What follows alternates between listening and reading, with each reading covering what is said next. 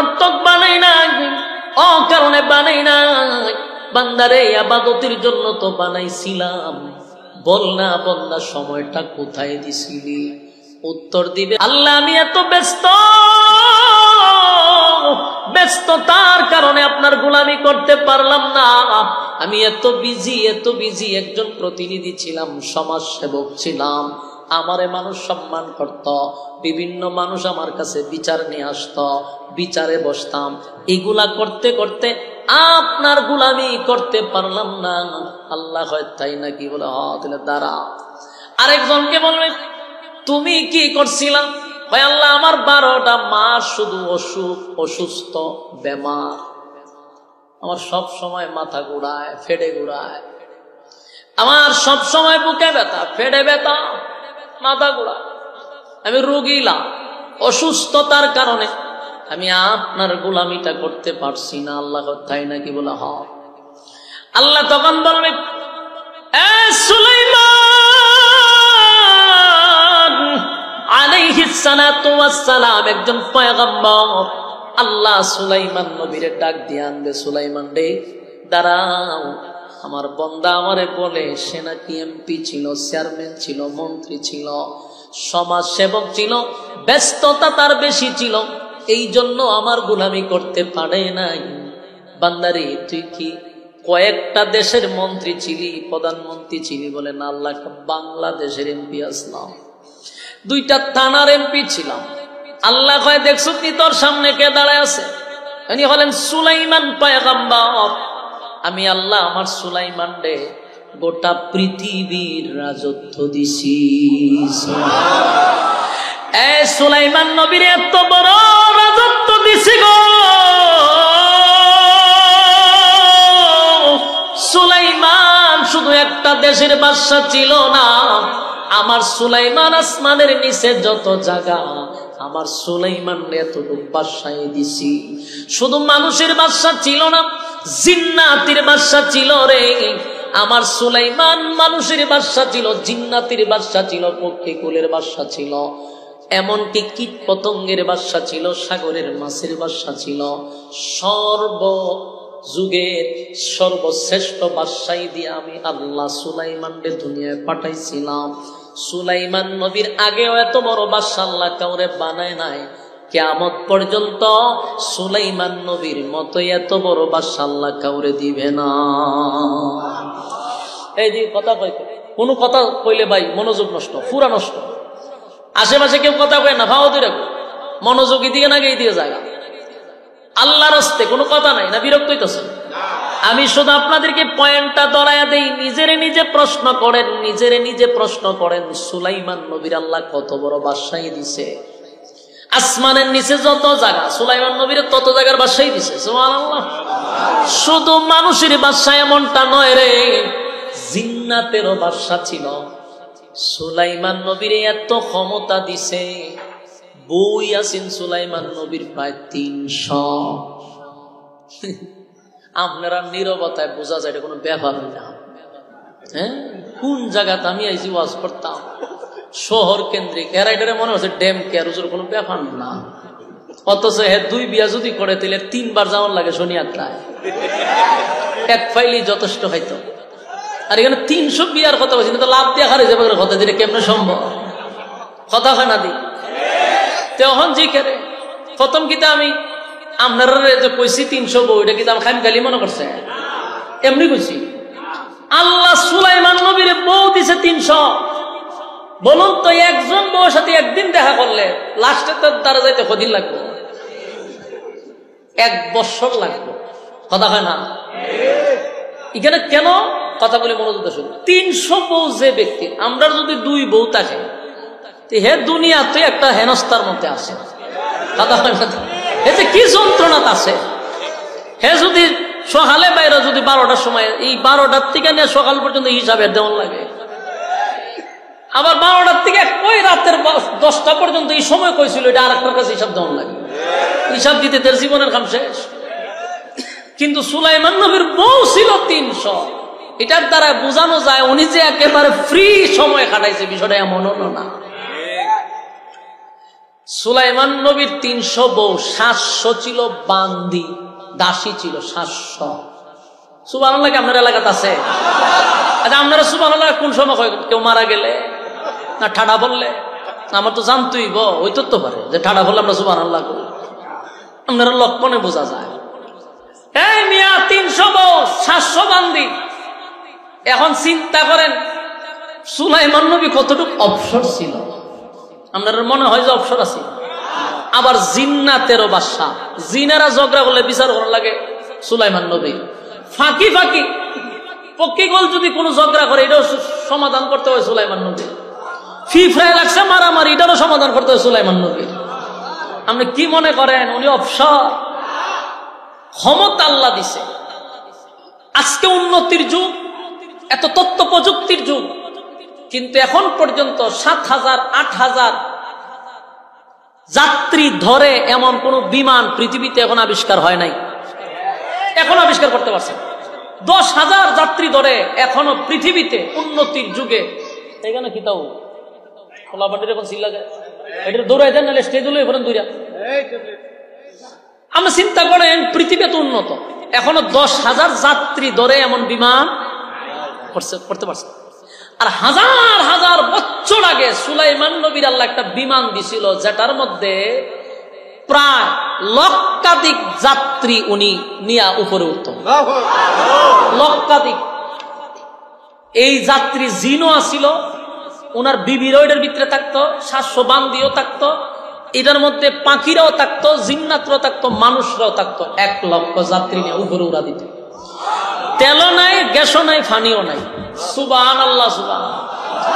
সুলাইমান নবী রাজত্ব করছে, কিন্তু এত বড় বাদশাহী পাওয়ার পরেও একটা সেকেন্ডের জন্য আল্লাহকে ভুলে নাই।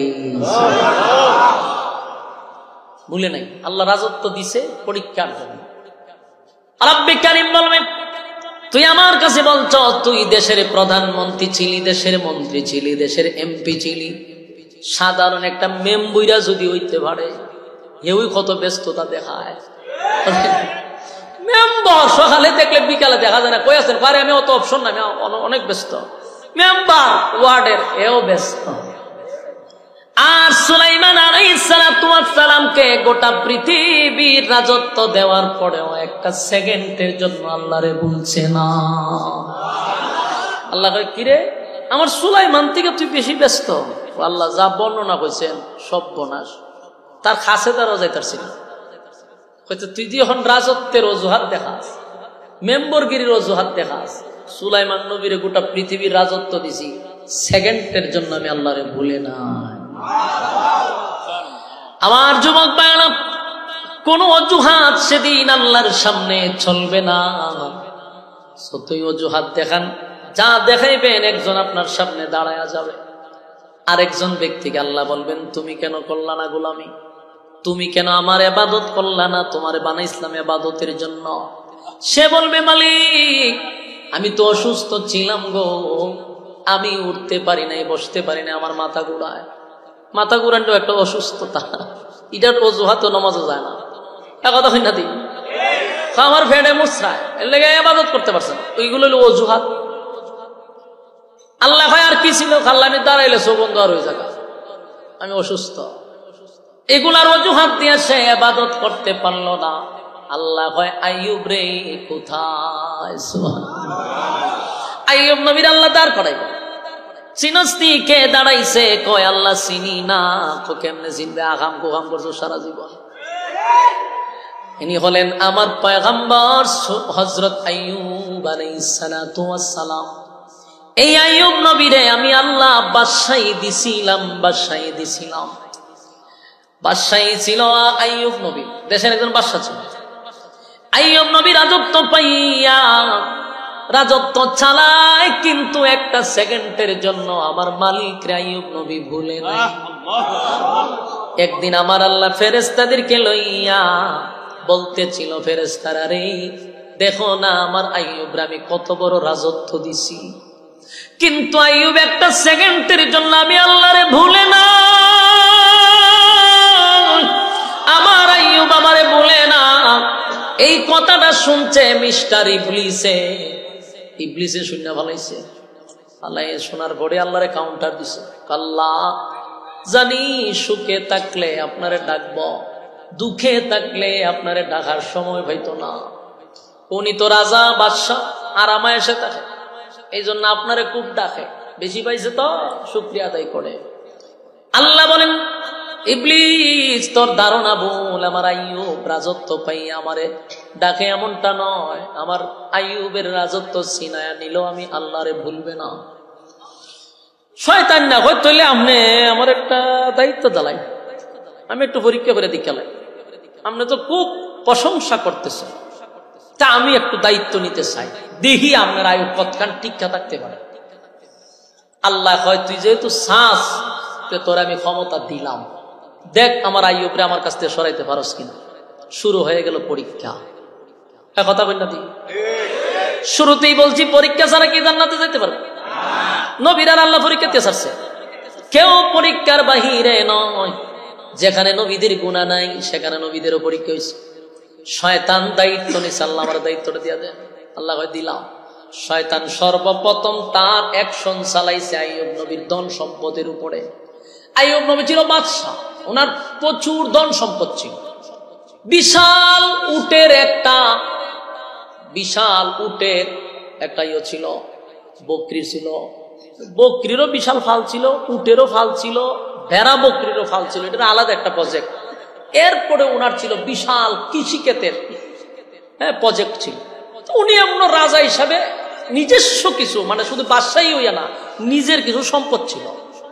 আমরা দেশে তো কেউ হইতে পারলে পুরা দেশটারে নিজেই মনে করে যেটা সব আমার, কথা ঠিক নেই, জনগণের সম্পদ রে নিজেই মনে করে। কিন্তু তখনকার বাদশারা নিজস্ব কিছু সম্পদ ছিল, এই রাষ্ট্রীয় সম্পদকে নিজের সম্পদ মনে করতো না। তাই নবীর নিজস্ব, উনি এমনিতে ধনী ছিল, আল্লাহ ওনার ধন সম্পদ অনেক দিচ্ছে।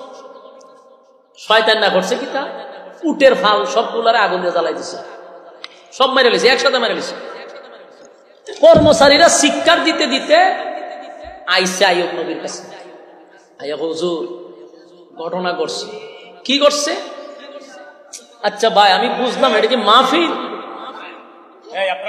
আপনার গলার যারা সাইনবোর্ড আছে এই ফুলা পানগুলোর দইরা এই স্টেজে লই করেন। মাহফিল তুই শুনবিও না, তুই পরিবেশ নষ্ট করবি কেন?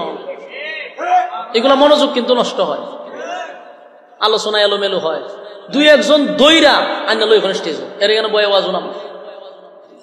তোমার ভালো না লাগলে তুমি যাও, তুমি পরিবেশ নষ্ট করো কেন? ফাইজলামি রাত বেচারা বলতো বিছনা চাই এখানে বই রয়েছে না ঘুমাইয়া, কতক্ষণ পরে আমার মন জাগাই দিকে তো ওয়াজ হইব নি? মনোযোগ দেন। বলুন, আইয়ুব নবীর নিজস্ব সম্পদ আলাদা ছিল, রাষ্ট্রীয় সম্পদের নিজের সম্পদ মনে করছে? রাষ্ট্রীয় সম্পদ।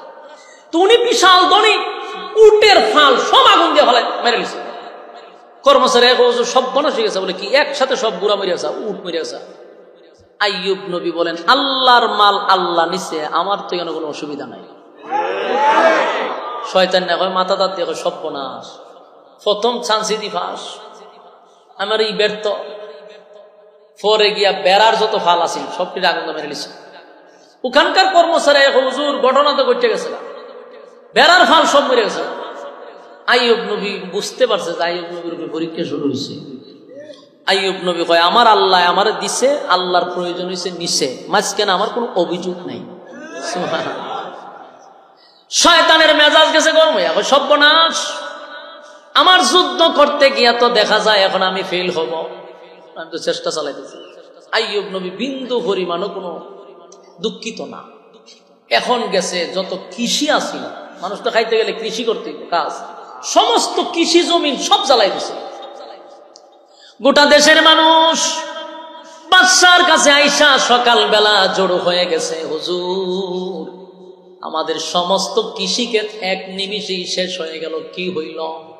আইয়ুব নবী সান্ত্বনা দিয়া বলে, তোমরা শান্ত হও, আল্লাহ দিছে আল্লাহ নিছে, অভিযোগ নাই, তবে 3 বছরের রিজার্ভ আছে, আরো 3 বছর তোমরা খাইতে পারবা, টেনশন করার কোনো দরকার নেই। শয়তান এটাও শুনছে, শুনে ভাই সব বনাস রিজার্ভ আছে, আচ্ছা রিজার্ভ দেখাইতেছে। শয়তান গিয়ার রিজার্ভে যত আছেন সব ধ্বংস করে দিচ্ছে। এখন পড়ছে মারাত্মক ভাবে দুর্ভিক্ষ, সব শেষ তো, রিজার্ভ ফান্ডও শেষ, দুর্ভিক্ষ শুরু হয়েছে। দেশের জনগণ আইয়ুব নবীর কাছে এসে বলে, বাদশাহ আপনি কিন্তু আপনার আমলে এত দুর্ভিক্ষ শুরু হইল, মহামারী শুরু হয়ে গেল, আমাদের সব শেষ, এখন আমরা কি করব? মানুষ দিশেহারা হয়ে গেছে, পাগল হয়ে গেছে। মুহূর্তের ভিতরে আইয়ুব নবীর বাদশাহীও শেষ। রাজা ছিল, বাদশাহ ছিল, মুহূর্তের ভিতরে পথের ফকির হয়ে গেল। কিন্তু আইয়ুব নবী বিন্দু পরিমাণও আল্লাহর প্রতি অসন্তুষ্ট না। মুস্কি হাসি দিয়া বলে, আল্লাহ আপনি দিছেন, আপনি নিছেন, আমি বান্দা হিসেবে কোনো অভিযোগ নাই। শয়তান এখানে ব্যর্থ হইল। শয়তান আবার চিন্তা করছে ঘটনাটা কি, এতক্ষণ মালের উপর দিয়া নিছি, এখন জানের উপরে ধরব। আইয়ুব নবীর 7টা ছেলে ছিল, 7টা ছেলেরে শয়তানে ওয়াল ধাক্কা দিয়া মাইরা ফেলাইছে। কথা কি বুঝতেছেন? আপনার একটা ছেলে যদি দুর্ঘটনায় মারা যায়, বাবা হিসাবে আপনি আমার কতটুকু কষ্ট লাগে, সেখানে 7টা ছেলে একই সাথে শয়তানে মাইরা ফেলাইছে। খবর আসছে হুজুর আপনার 7টা ছেলে জাগাতেই মারা গেল। আইয়ুব নবী কয়, আল্লাহর মাল আল্লাহ নিছে, আমার কোনো অভিযোগ নাই রে, আমার মালিকের প্রতি কোনো অভিযোগ নাই, এগুলা তো আমার না, আমার মালিক খুশি হইয়া দিছিল, আমার মালিক খুশি হইয়া নিছে, মাঝখানে কোনো অভিযোগ আমার নাই, আমি আমার মালিকের প্রতি খুশি। শয়তান বলছে মহা মুসিবত, কোনোভাবে আইয়ুব নবীকে আল্লাহর কাছ থেকে দূরে সরাইতে পারলো না। একটা পর্যায়ে আবার আইয়ুব নবীর উপরে প্রেসার শুরু করলো। আইয়ুব নবীর শরীরের মধ্যে এক ধরনের গোটা হয়ে গেছে, শরীর ফুলে গেছে, শরীরটা কেমন যেন হয়ে গেছে। একটা পর্যায়ে শরীর থেকে বড় বড় এক ধরনের ফুরা হওয়া শুরু হয়েছে। ওই যে বসন্ত, আমরা শরীর দিয়ে বাইরে না নি, কথা হয় না, গর্ত হয়ে যাবে না, বসন্ত হয়েছে কত। এরপর এখান থেকে পুজ, বিষাক্ত রক্ত বাহির হয়েছে, সারা শরীর দিয়ে পুজ বাড়িতেছে, এখান থেকে একটা দুর্গন্ধ সৃষ্টি হয়েছে। এটা এতই দুর্গন্ধ, পাশে কেউ থাকতে পারে না।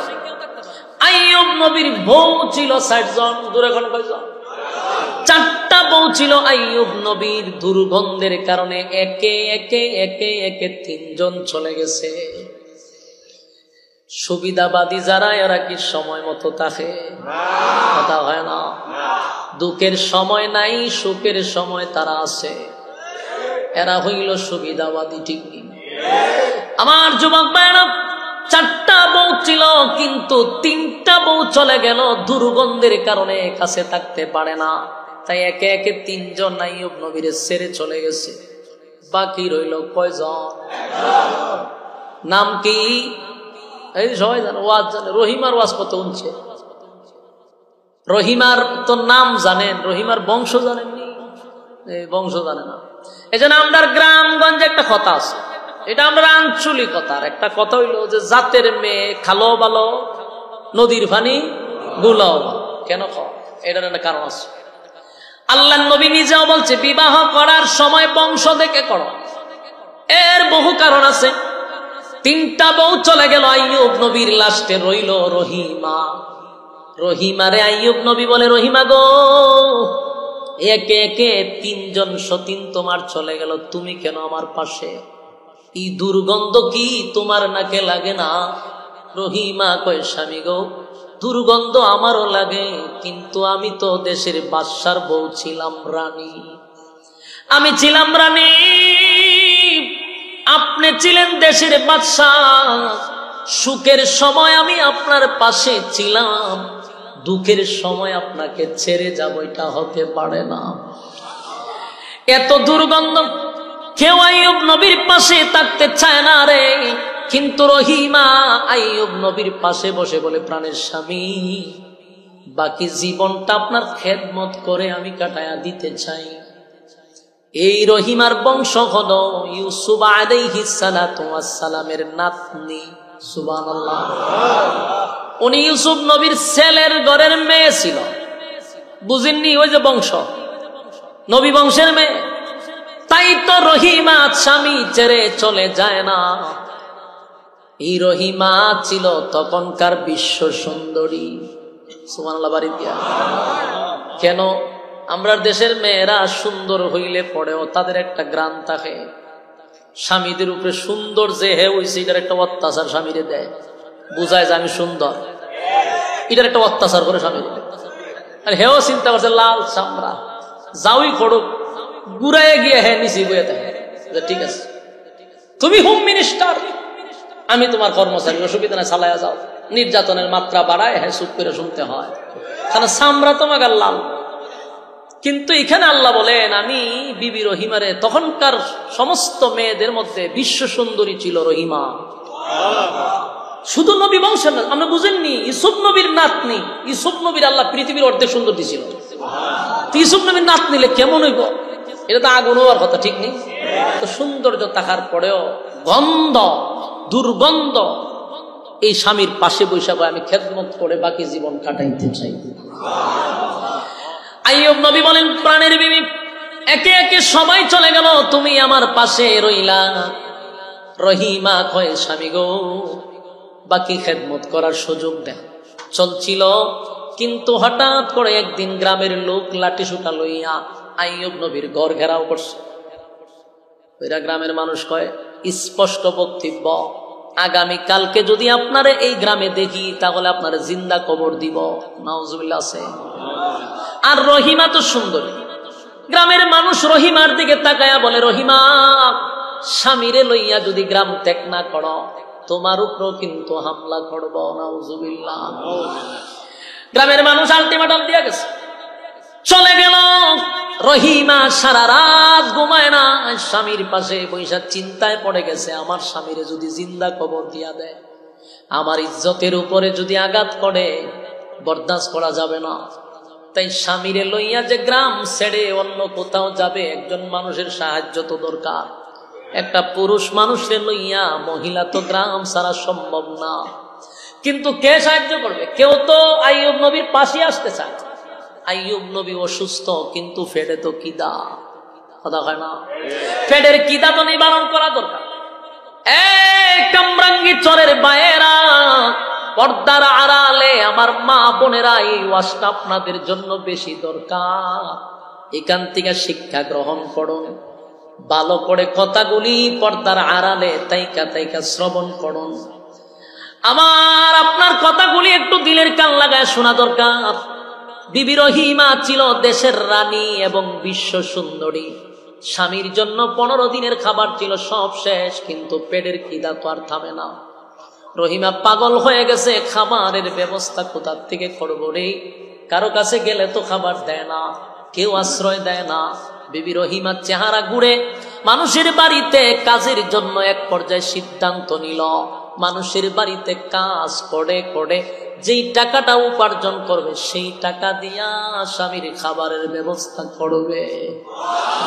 আমার যুবক ভাইরা দিলের কান লাগায় শুনে,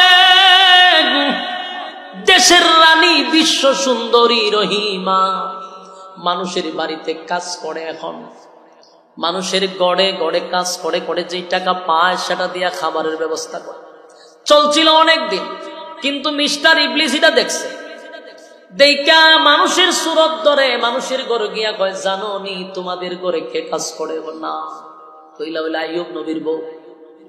আইয়ুব নবীর বউ যে তোমাদের ঘরে কাজ করে, আইয়ুব নবীর শরীরে যে রোগ, এটা ভাইরাস, এই ভাইরাস তো তোমাদের ঘরের সবাই সব মরবা। ওই সর্বনাশ, এটা তো আমরা জানি না, শয়তানে জানাই দিচ্ছে। পরের দিন গেছে কাজ করতে, মানুষের কাজ দেয় না। সর্বনাশ সর্বনাশ, আমরা তোমার চিনছি না, তুমি তো আমরা সব কিছু অসুস্থ বানায় স্যার ভাই, তুমি আমরা করে কাজ করতে আর আইও না, যাও, বিদায় করে দিচ্ছে। এখন করতো কি? খানা ভাইব কো? বিবি রহিমা হাতে পায়ে ধরছে, আমার স্বামী তো তোমাদের বাদশা ছিল, তোমাদের জন্য তো রাতে ঘুরে ঘুরে তোমাদের খাবারের ব্যবস্থা করে দিছে। আজকে আমার স্বামী অসুস্থ, আমি দেশের রানী ছিলাম, তোমাদের ঘরে কাজ করে দুমুঠো খাবারের ব্যবস্থা করছি। আজকে আমারে বিদায় করে দিলে বলো না আমার স্বামীর খাবারের ব্যবস্থা কোথার থেকে করব? এবার কেউ কাজ দেয় না।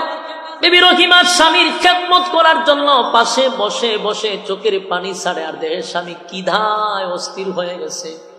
একটা পর্যায়ে রহিমা কুড়াল হাতে লইয়া জঙ্গলে গিয়া লাকড়ি কাটা শুরু করলো। কাটুরিয়া কাজ করতেছে, সেখানে লাকড়ি কেটে বাজারে বিক্রি করে রে।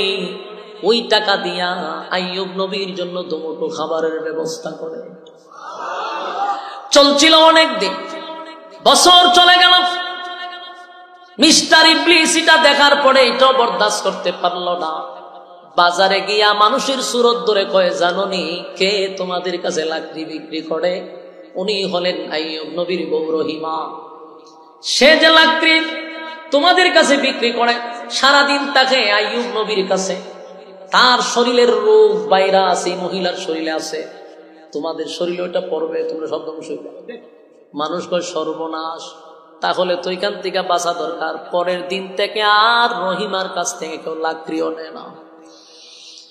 অবস্থা এমন ভয়ানক হয়েছে, পেটের খিদা, খাবারের ব্যবস্থা করার কোনো সুযোগ নাই রে, কোনো সুযোগ নাই, কোনো সুযোগ নাই। রহিমা পাগল হয়ে গেছে, স্বামীর খিদা বরদাস্ত করতে পারে না, স্বামীর খিদা বরদাস্ত করতে পারলো না। কোথায় কেউ কাজ দেয় না, কোনো ব্যবসাও করতে পারলো না। এক পর্যায়ে তখনকার যুগে চুল বিক্রি হতো, চুল, মাথার চুল, এগুলা জায়েজ ছিল, এখন জায়েজ না। রহিমা বাধ্য হইয়া স্বামীর খিদা বরদাস্ত করতে না পেরে নিজের মাথার এক সাইডের চুল কেটে বিক্রি করে দিছে স্বামীর খাবারের জন্য। দুমুঠো খাবারের জন্য নিজের চুল বিক্রি করে মানুষ তোমার নিজের স্বামীরে খাবার খাওয়াইছে। এইভাবে গেল কয়েকদিন। শয়তান একদিন মানুষের সুরত ধরে আইয়ুব নবীর পাশে গিয়া বসছে। পয়সা হয়, আপনি নবী না? বলে হ। কি এর নবী আপনি? আপনার বৌদি চুরি করে আপনারা খাওয়ায়। চিন্তা করছেন শয়তান না?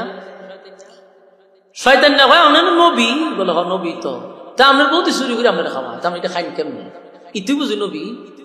আইয়ুব নবী কই না রে, এদিক তা আমার বউ চুরি করতে করে। হ চুরি করে খাওয়াইছে।